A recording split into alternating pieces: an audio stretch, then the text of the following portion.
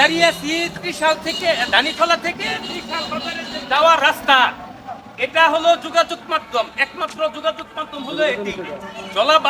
জলাবদ্ধতার কারণে এই দেখেন রাস্তা ভেঙে গর্ত হয়ে গেছে। এই জায়গা বেশ কয়েকবার গাড়ি উল্টে গিয়ে ব্যথা পাইছে, দুর্ঘটনা হয়েছে। এই দেখেন এগুলা দেখার কেউ নাই। এনু দুই হাত গাতা আছে। দেখেন এর একটা রাস্তা, এই যে রাস্তার ওই পাশে জলাবদ্ধতা হয়। জলাবদ্ধতা হওয়ার জন্য পানি যায় রাস্তার উপর দিয়া যাওয়ার কারণে দেখেন রাস্তার সাইডে গর্ত হয়ে গেছে। এই যে রাস্তা ভেঙে গেছে। এখানে যদি কোনো গাড়ি আপনার চলাফেরা করে, এখানে যদি পড়ে, গাড়িটা উল্টে যাবে, দুর্ঘটনা হবে। এই দেখেন এটা আপনার দেখার কেউ নেই। এই এলাকার মানুষজন বলতেছে দেখেন রাস্তা ভালো, রাস্তাটি ভেঙে গেছে একমাত্র জলাবদ্ধতার কারণে।